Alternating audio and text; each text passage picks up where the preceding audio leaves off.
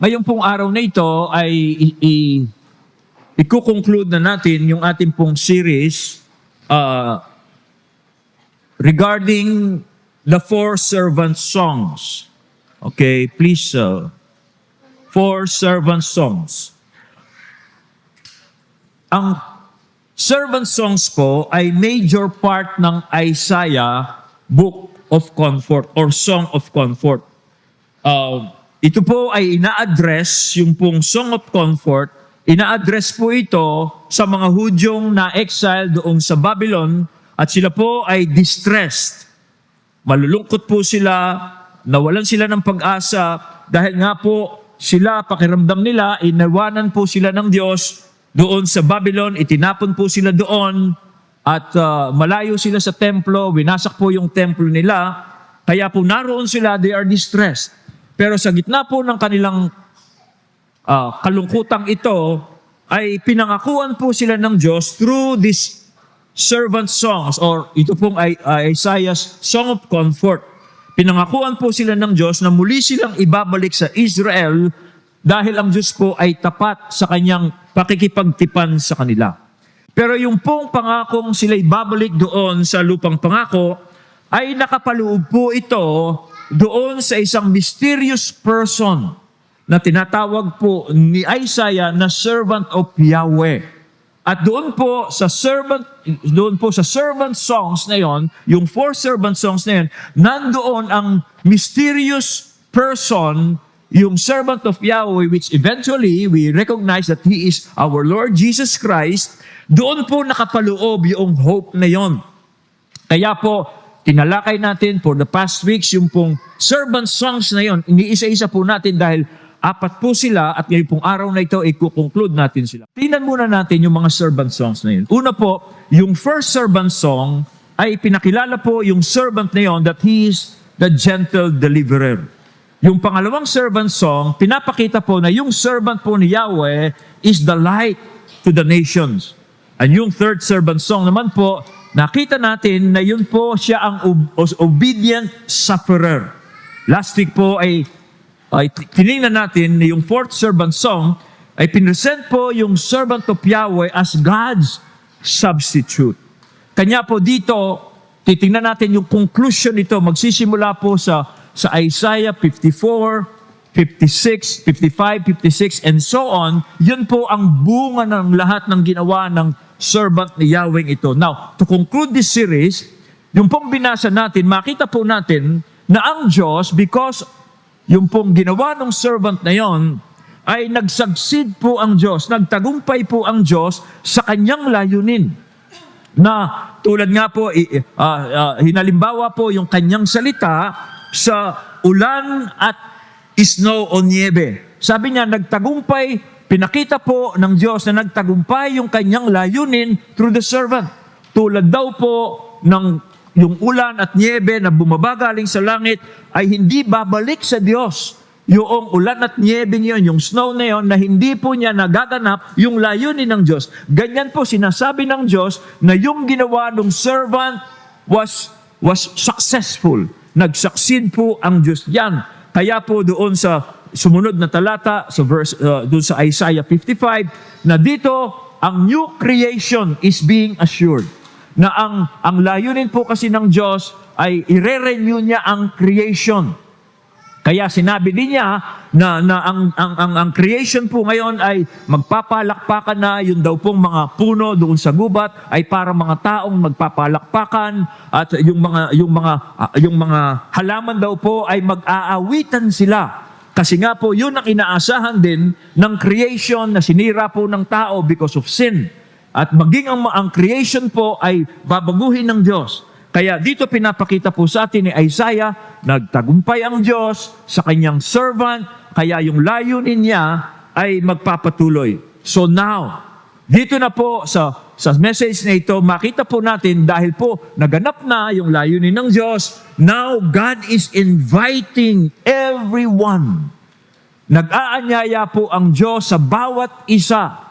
Hindi lamang po tayo dito, kundi lahat ng tao sa mundo sa pamamagitan ng ebanghelyo, ng mabuting balita tungkol kay Kristo, inaanyayahan po ng Diyos ang lahat ng tao sa kanyang finished work of redemption. Dahil naganap na po niya, yun ang invitasyon ng Diyos. Pakita mo na yung title natin. Pwede kang bumalik doon. Okay? Doon po, nag-aanyaya na ang Diyos sa kanyang finished redemption. Now, yung konteksto po dito, yung sinabi ko siya, ganun nga po ang nangyari na. So, dito po, titingnan natin na ang invitation ng Diyos ay hindi lamang sa Israel. Yes, babalik sila sa lupang pangako, pero nung maganap na ng servant ni Yahweh, yung layunin ng Diyos na redemption, ini-extend na po ng Diyos ang kanyang anyaya sa lahat po ng mga bansa. Siyempre, kasama tayo diyan. Okay? At yan po ang layunin ng Diyos noon pa. Ang layunin po ng Diyos ay tatawagin po niya ang lahat ng bansa na bumalik sa Kanya para nga po ma-renew niya ang lahat ng bagay. Una po niyang i-renew yung mga tao. And then eventually, by the coming of the Lord Jesus Christ, the whole creation will be renewed. At lahat po na tumanggap ng paanyaya ng Diyos through Jesus Christ, they will share that new creation na gagawin po ng Diyos. Kaya po dito, pinapakita po sa atin ni Isaiah na ang kwento po ng Israel has reached its climax because of the servant. Okay? The suffering servant has, through the suffering servant po, na binindicate po ng Diyos, na-reach po ng Israel yung pinaka-climax ng kanyang story o kwento po niya. Kaya ang Diyos ngayon, nag-aanyaya na po siya sa lahat ng bansa to take and enjoy the finished work of redemption by His servant. He invites all people to freely receive His grace, respond in faith, and live with assurance as members of His renewed covenant community. Yan po ang paanyaya ng Diyos. Kaya po, titingnan natin yan sa tatlong bahagi. Una pong bahagi ay ito. Ang anyaya po ng Diyos sa lahat ng mga tao to His free grace. So, dito makita natin, ang servant po ay nagdusa na. Yung kasalanan po ay pinagtagumpayan na. Ngayon po, ang mga benefits are being offered freely. Natalo na po ang kasalanan dahil nag-suffer na yung servant at vinindicate na siya ng Diyos. Nabuhay na siyang muli. Okay? Kaya ngayon, ang Diyos po, lahat ng grasya, biyaya na ginawa po ng servant ay ibinibigay na sa mga tao ng libre, walang bayad. Now, sino po ang mga inaanyayahan? Who are being invited? Dalawa po ang makita nating inaanyayahan. Una, everyone who is thirsty. Ang bawat isang nauuhaw. Medyo inislo ko, baka lumabas ang nauuhaw. Ang bawat nauuhaw ay inaanyayahan. Now, historically, ito po ay ino-offer doon po sa mga exiled Jews longing for restoration to go back to that promised land. Historically, yun po ang inaanyayahan. Pero, but now, dahil ang Diyos po, because of His servant, ay na-accomplish na niya ang kanyang purpose, this invitation is being extended to everyone who is thirsty. They are thirsty for the life that only the true God could give. Inaanyayahan po ang bawat isang nakakaramdam na gusto na makilala ang Diyos. Nauuhaw sila sa tunay na Diyos. Nauuhaw po sila sa buhay na nanggagaling sa Diyos. Yun po ang inaanyayahan po ng Diyos.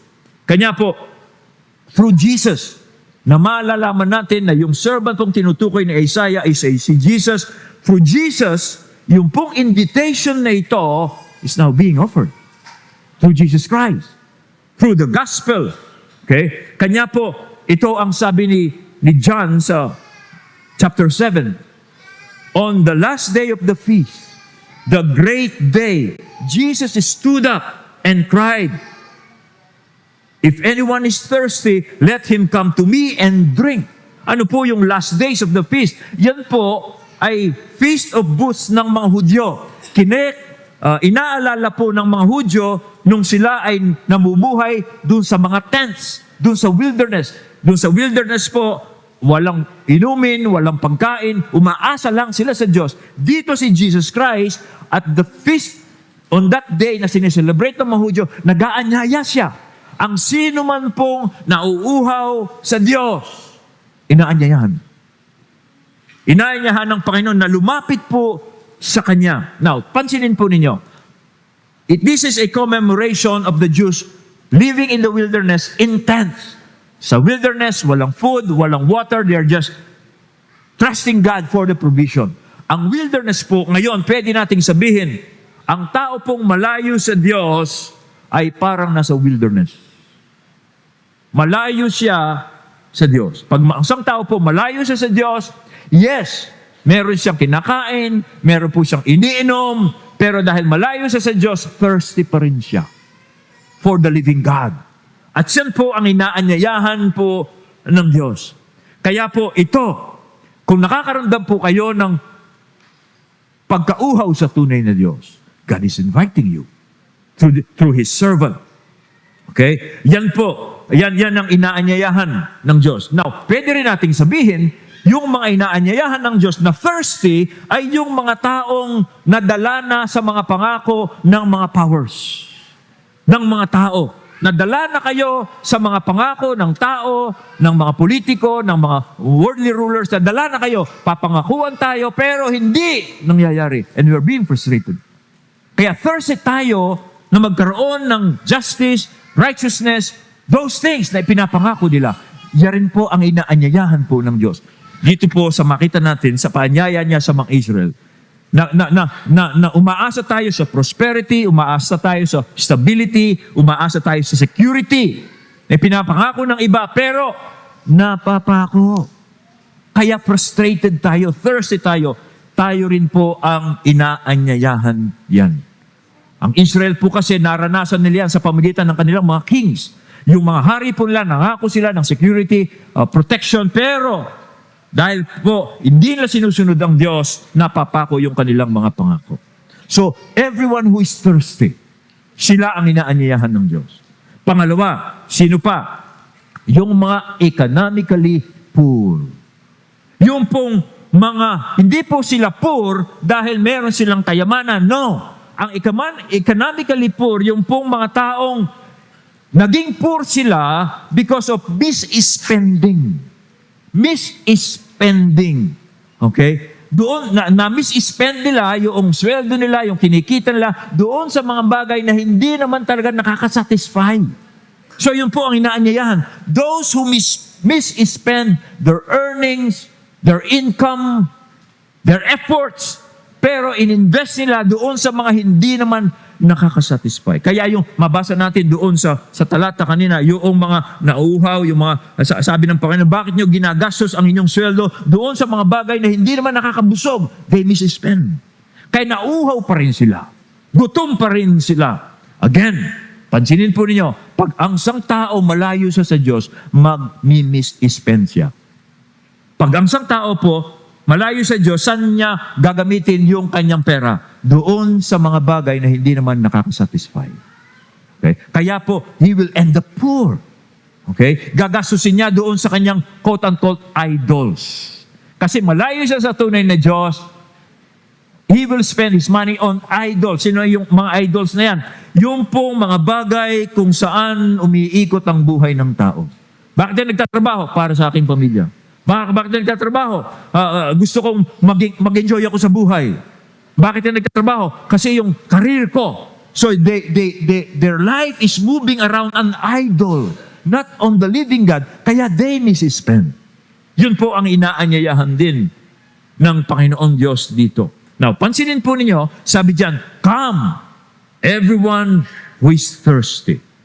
Okay? Dito, ang pagkauhaw po is not a problem anymore, but an opportunity. Kung nauuhaw ka, it's not a problem anymore. Kundi now, it is an opportunity to receive God's invitation.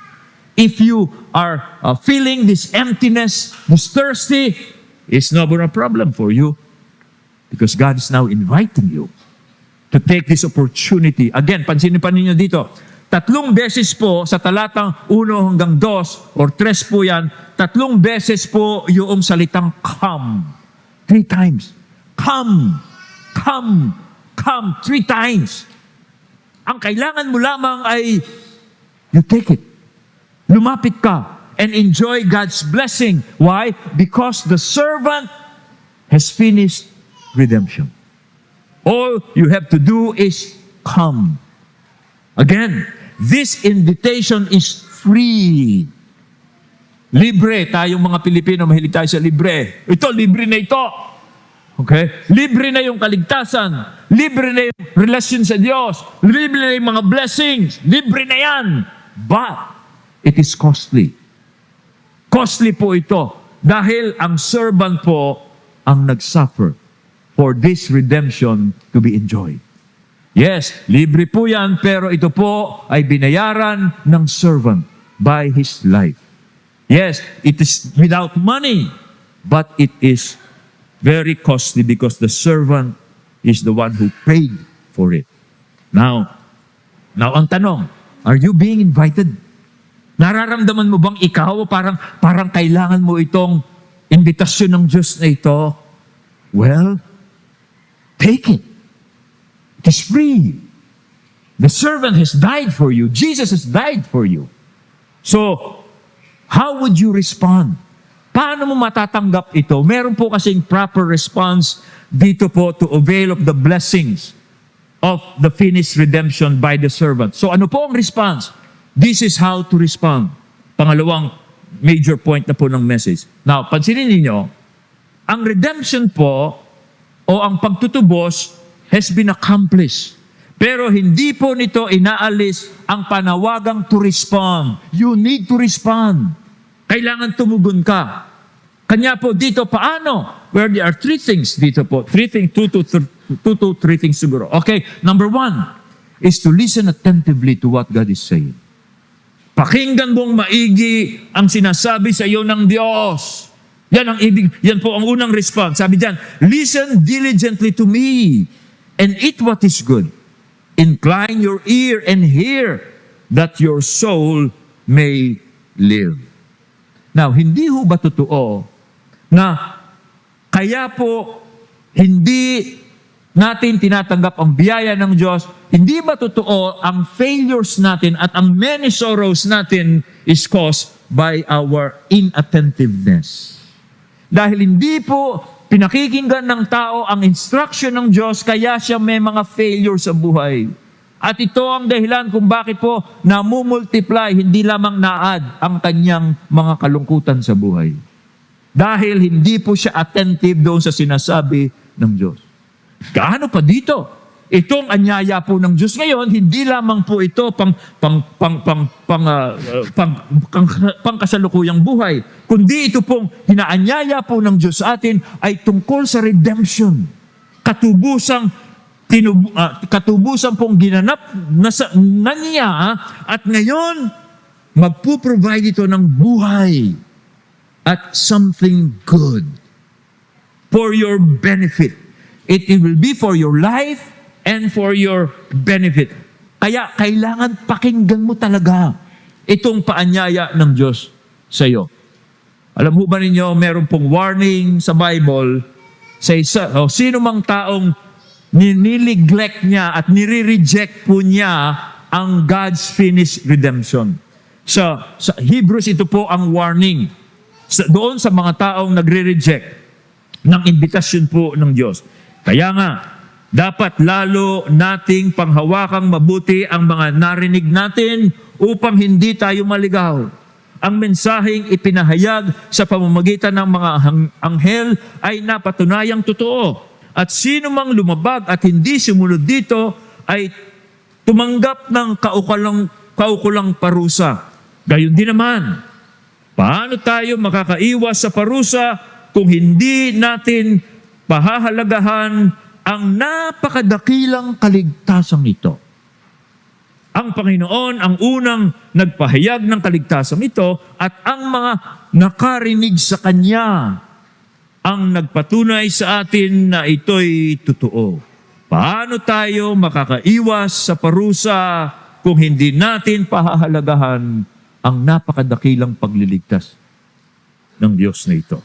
It's a warning. How shall we escape if we neglect such a great salvation? So yung una, listen. Pangalawa, seek. Seek the Lord while He may be found. Now, pansinin nyo, yung invitation is urgent. Seek the Lord while He may be found. Call upon Him while He is near. Yung invitation will not last forever. Hindi po yan magpakailanman. Merong hangganan yung anyaya ng Diyos. Hindi po habang buhay na nahihintayin ng Diyos yung respond ng tao. There is a limit. Okay? Kaya po dito makita natin, anyone may enter into the victory of God, but the time is short. Maiksi lamang po ang panahon. Kaya po, to delay is foolishness. Pag nag-delay po ang isang tao nakarinig ng salvation na ito, it is foolishness. Okay? Yung pong opportunity may end any moment. Kaya yung pong offer na ito need not be despised nor rejected. Dito mapansin po natin, hindi lamang Israel ang inaanyayahan ng Diyos, kundi mga nations. Tayo po yun. Tayo po yun. Tayo pong mga Gentiles, tayo pong hindi Hudyo. Kasi ang Diyos po, ine-expand na niya yung kanyang redemption to the nations, to us. Kaya po itong anyaya ng Diyos is a God-given opportunity for everyone. Para po sa bawat isa. Kaya sabi sa Bible, today is the day of salvation. Today, when you hear His voice, do not harden your heart. Pansinin nyo, today yan, hindi tomorrow. Okay? It is today. Today lamang po yan, not tomorrow. Because no one knows what tomorrow will bring. Kaya salvation is today. Now, so yun po. Redemption is free, is now being offered, but we need to respond. We need to listen, and we need to seek the Lord while this grace is now being offered, and that day is today. Now, para po i-encourage tayo ng Diyos to avail of this invitation, God gives us His assurance na pag tinanggap natin ito, the blessing of redemption will be ours. Kaya po ang Diyos, nagbibigay siya ng mga assurances, katiyakan po sa bawat isa para tanggapin natin ito, wag natin itong inineglect. So what is God's assurance to everyone who come? Sa sino man pong lalapit ito, ang mga assurance po ng Diyos, tatlo yata ito. Una, His Davidic covenant. Yung pong Davidic covenant. Now, ang invitation po, pansinin nyo, ang Diyos, minention niya yung Davidic covenant. Sabi po sa talata, incline your ear and come to me, hear that your soul may live, and I will make you an everlasting covenant, my steadfast, sure love for David. Now, bakit po binanggit ng Diyos yung covenant niya kay David? Oh, this is very important. This is very significant. Dahil ang Davidic covenant po is God's way of fulfilling His covenant with Abraham. Ang Diyos po kasi, nangako siya kay Abraham that Abraham will be the father of many nations. Okay? Pero yung pong pangako po ng Diyos kay Abraham ay matutupad lamang through David. Because David will be the reigning king, or the son of David, which is Jesus Christ, is the reigning king who will reign all over the world. Now, basahin ko po sa inyo, una yung pong covenant ng Diyos kay Abraham na natupad po through David. Una, sabi po ng Diyos kay Abraham, behold, my covenant is with you, and you shall be a father of a multitudes of nations. Now, yan po ang pangako ng Diyos kay Abraham. At ito pong pangako ng Diyos na ito ay tinupad niya through David. Through David. And David's son, kaya si Jesus Christ, anong tawag natin sa kanya? Son of David. Kasi tinupad po ng Diyos yan. Through His servant Jesus, God has fulfilled His covenant with Abraham. At ito po ang nangyari. Nung po ang ating Panginoon He suffered. On the third day, He rose again. God vindicated Jesus Christ by raising Him from the dead. And si Jesus Christ po ay pinaupo sa kanan ng Diyos. At nang nasa kanan na po siya ng Diyos, ito ang natupad. Psalm 2. Sabi po ng Diyos, "The Lord said to me, You are my son. Today I have begotten you.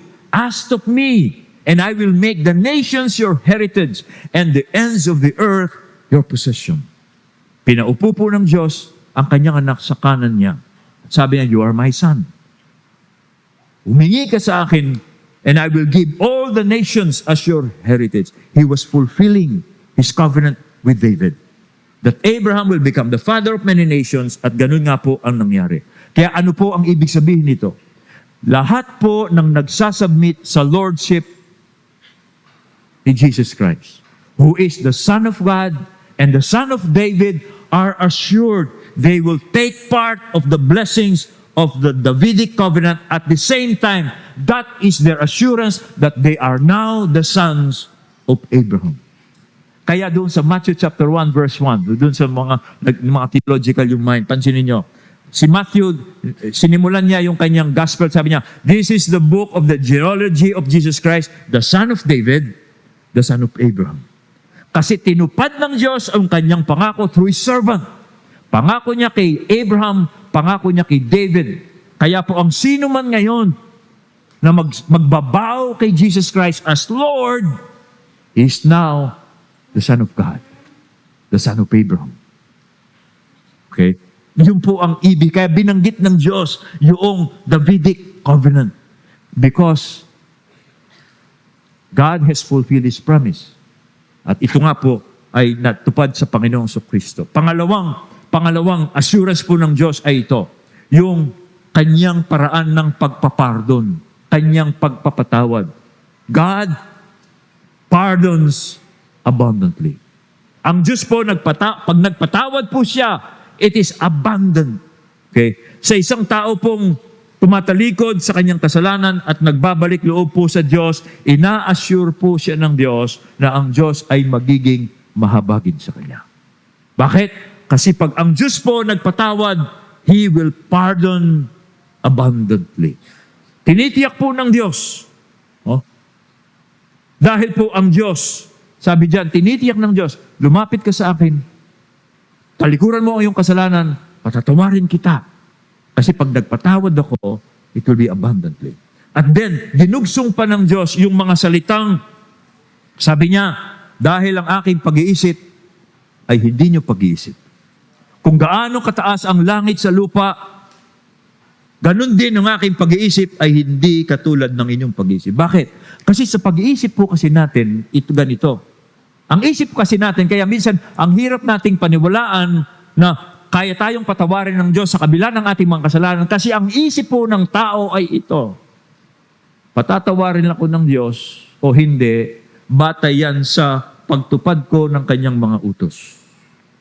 Dahil hindi ko natutupad yung utos ng Diyos, hindi niya ako patatawarin. Yan ang human thoughts. Nalabag ko ang Diyos sa buong buhay ko, kaya gusto ko bang magbalik loob sa Diyos? Hindi niya ako patatawarin. No, sabi ng Diyos. Yung kaisipan mo, hindi ko kaisipan. Kasi yung kaisipan ko, kung gaano kataas yung langit sa lupa, ganyan ang kaisipan ko. Kasing taas. Ngayon. Kanya, ang Diyos po, ito ang sinasabi niya, hindi kita patatawarin batay sa iniisip mong nagkasala ka o nilabag mo yung aking kautusan. Tandaan mo, ang Diyos, pag nagpatawad siya, abundantly. Kaya po, ang isip ng Diyos is much nobler. It's more magnificent. It's more wonderful. Okay? Bakit? Kasi ang Diyos, pag nagbalik loob ang kahit nakatakot-takot na kasalanan ng ginawa ng tao, handa siyang patawarin ng Diyos. Why? Dinemonstrate po niya through the suffering of the servant. Dahil yung servant po ang umako ng kaparusahan sa ating kasalanan, kahit na anong nagawa mong kasalanan, pag nagbalik ka, loob ka sa Diyos, patatawarin ka niya. Kasi ang kaisipan ng Diyos ay hindi nga po natin tulad ng kaisipan po natin. Babasa natin sa Bible sa Psalm 103, ito po ang sabi, He does not deal with us according to our sins, nor repay us according to our iniquities. For as high as the heavens are above the earth, so great is His steadfast love toward those who fear Him. Kaya po mga kapatid, baguhin po natin yung ating pag-iisip tungkol sa Diyos. Baguhin natin. Alam mo ba ninyo kung sino po ang naglalagay ng isip sa natin, ang kaisipang ganun, kung sino po ang naglalagay ng isip na yan? I believe it is Satan. Ang diablo po, ang kaaway ng Diyos. Ang diablo kasi gusto niyang sirain ang buhay natin, kaya ilalagay niya sa isip natin, hindi ka tatanggapin ng Diyos. Makasalanan ka. Kaya huwag ka nang magsisi, hindi ka tatanggapin na sa sobrang kasalanan mo, malayo na ang Diyos sa iyo, patay kang bata ka, impyerno ka na. Kasi ayaw ni Satan na lumapit ka sa Diyos. Kaya yung pong kaisipan na yon na hindi ka patatawaran ng Diyos, galing po yan sa diablo, dahil yung diablo gusto yung maalipin ka niya sa kasalanan. Ngunit pag ikaw ay lumapit sa Diyos, sabi niya, patatawarin kita. Why? Because of the servant. Kanya po, yung pong salvation po ng Diyos to the servant is ganito. Si Jesus, sa kanyang katawan, nilagay ng Diyos ang lahat ng kasalanan natin at doon sa katawan ni Kristo, hinatulan niya yung kasalanan. Ay, ibig sabihin, pinalaya tayo ng Diyos sa kapangyarihan ng kasalanan. Nang sa ganon, masusunod na natin ng Diyos. So, una po, yung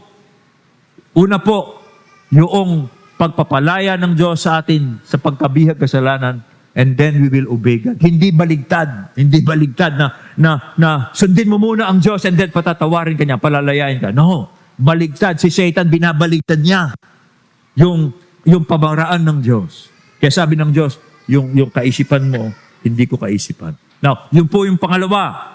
Kaya yung una, Davidic covenant. Yung pangalawa, God pardons abundantly. Yung pangatlo, redefinition of God's people. Dahil po sa ginawa ng servant na ito, ang Diyos po, rini-redefine niya kung sino nga po ang kanyang bayan. Okay, sino po ang bibibilang na bayan ng Diyos ngayon? Now, background ng konti. Matapos po yung exile at ang mga Hudyo po ay nasa lugar na nila, ang mga Jewish leaders po ay hinigpitan nila yung kanilang ethnic at saka ritual boundaries. Na sinasabi nila, after the exile, yung lamang merong Jewish blood at mga circumcised are God's people. Narinig niyo yan? Yung lamang mga circumcised at saka mga Jewish lamang ang mga Jewish people.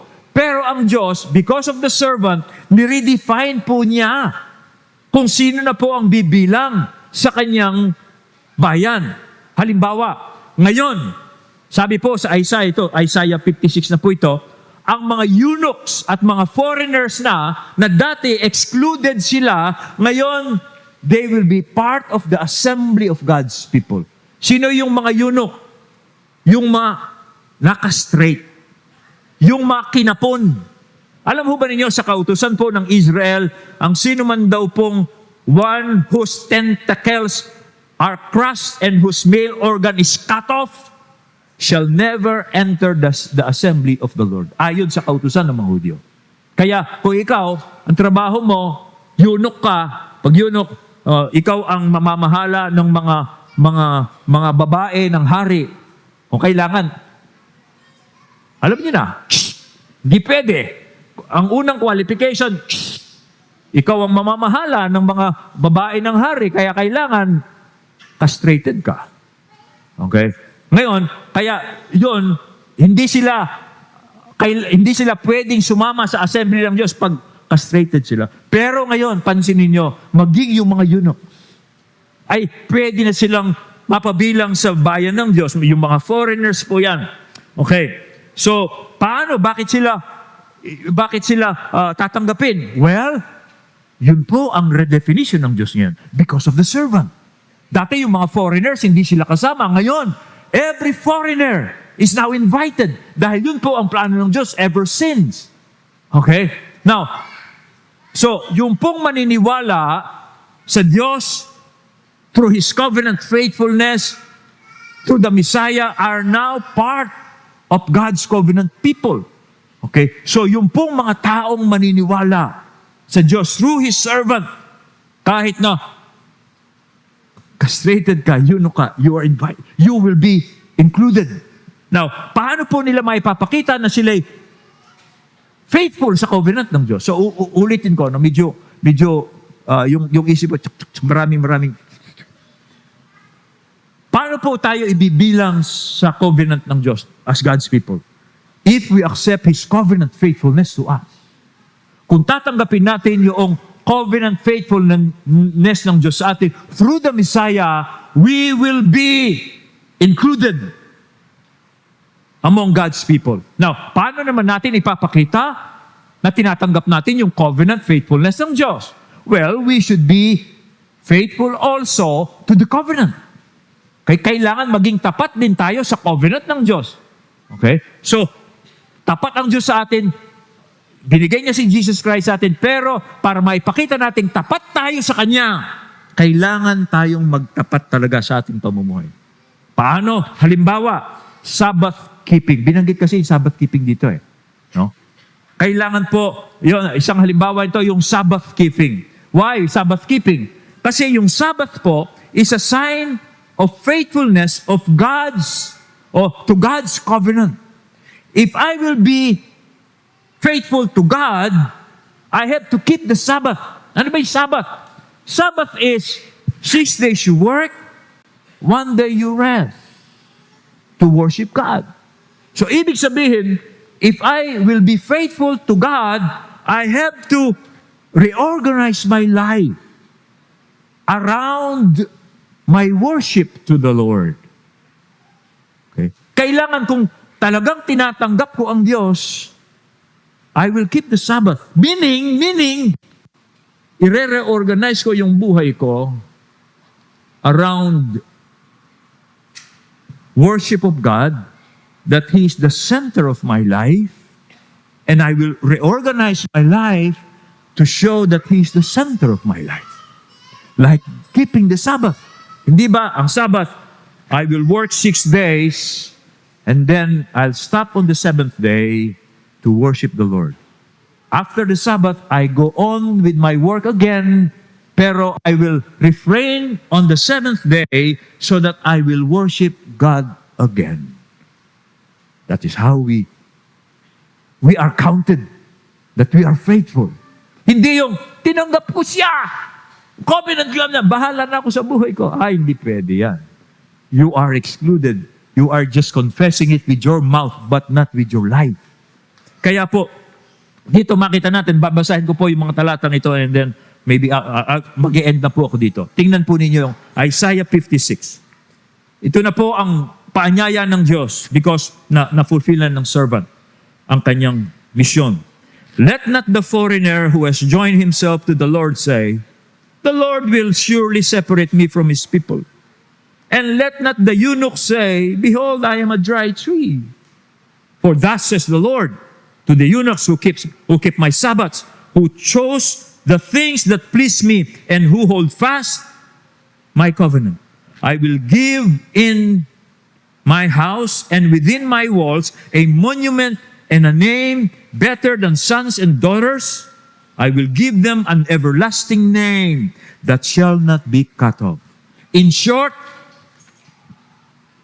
those who are faithful to the covenant of God through His servant, their names will be written in heaven. Sabi ng Diyos, I will give them a name better than sons and daughters. Sabi niya, your names will be written before God, they will be protected, and now they are ready to represent Him to the world.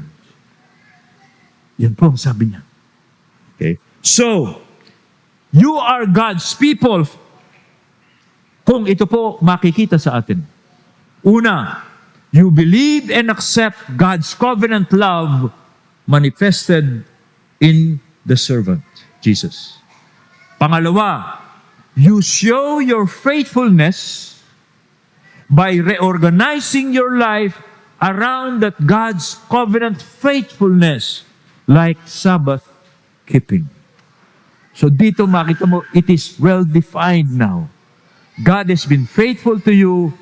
If you believe that and accept that, you show your faithfulness by reorganizing your life around the Lordship of Jesus Christ. If you are doing that, you are included in God's people. Mga kapatid, mahal ko po kayo, kaya pinapaliwanag ko po maigi ito sa inyo. Yung pong pagsimba-simba natin, ito po bahagi yan ng katapatan natin sa Diyos. Pero pagkatapos po nung linggo, kailangan pong reorganize natin ang buhay natin in our relationship with Jesus Christ. Amen. Amen.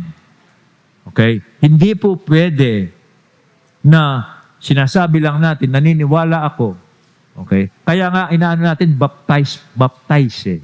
Kasi yan ang unang-unang kautusan na inuutos po ng Diyos sa lahat ng sumasampalataya kay Jesus as Messiah. Baptize.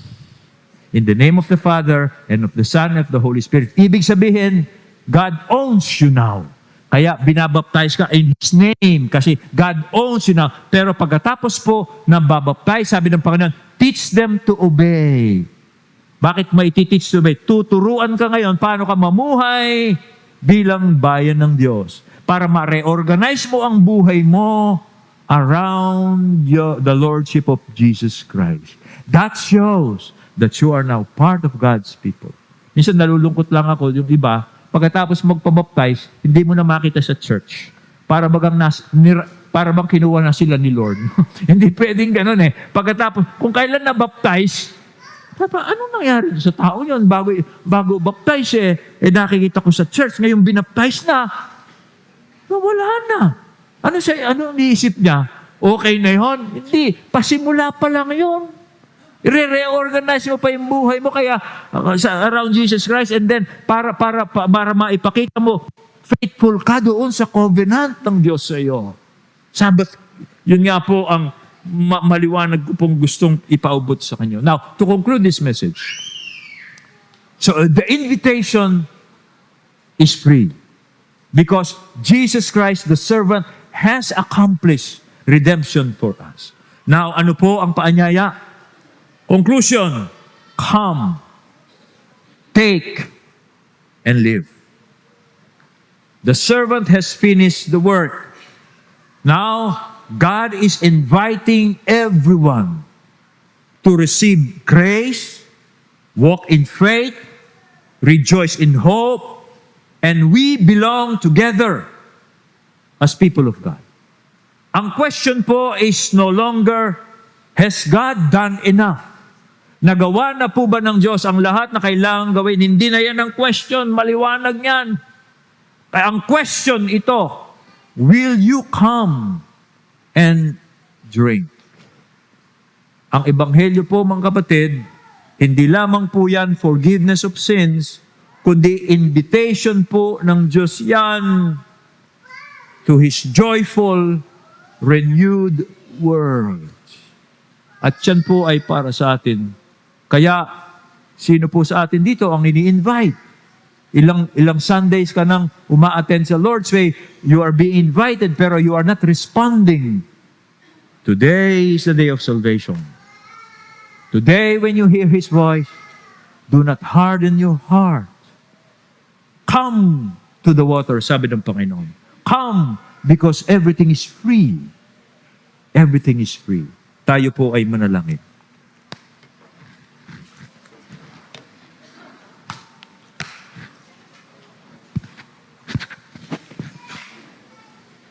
Sino po sa atin dito ang inaanyayahan ng Diyos na kailangan po ninyong tumugon?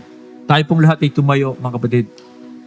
Ngayong pong umagang ito, muli po, sa pamamagitan po ng tinig ko, pwede ko pong sabihin sa inyong kinakausap kayo ng Diyos. Kung kayo po ay nauuhaw sa Diyos,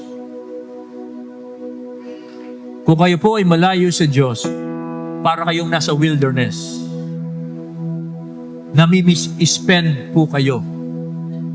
Dahil malayo kasi sa Diyos, ginagastos po ninyo ang inyong pera doon sa mga hindi naman nakakasatisfy.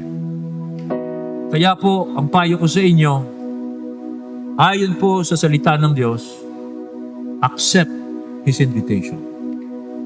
Ask Jesus Christ to come into your life. And eventually, magpabaptize ka para po maselyuhan ang iyong commitment sa Diyos. Yan po. Kung hindi mo pa sinurrender ang life mo kay Jesus Christ, you can pray. Lord, naririnig ko po ang tinig mo, Panginoon. Kaya ngayon, I'm accepting your invitation. Panginoon, nagpapasailalim po ako sa iyong pagiging Panginoon. Kayo ang anak ng Diyos. Kayo ang itinalaga ng Diyos na maghahari sa langit at sa lupa. Ngayon, nagpapasailalim ako sa kapamahalan mo ito. Pwede niyong panalangin yan. At sabi niyo, pag ginawa mo yan, God will pardon you abundantly. And He will write your name in heaven. Hindi ibig sabihin ng pagkamatay ka, pupunta ka sa langit. Hindi. Yung pangalan mo, it will be recognized before God. Kasama ka niya, sa bayan niya. And then, i-reorganize mo yung buhay mo around Jesus Christ. Mag-aral ka ng kanyang salita para maipamuhay mo ang iyong covenant faithfulness sa Diyos. Ama naming nasa langit, purihin ang pangalan niyo dahil ayun pong umagang ito ay nahayag sa amin pong kapulungan ang iyong covenant faithfulness to your servant. We thank you and we bless you because you have been good. You have been faithful to your words, to your covenant. O Diyos, now you are offering this free salvation to anyone who will respond.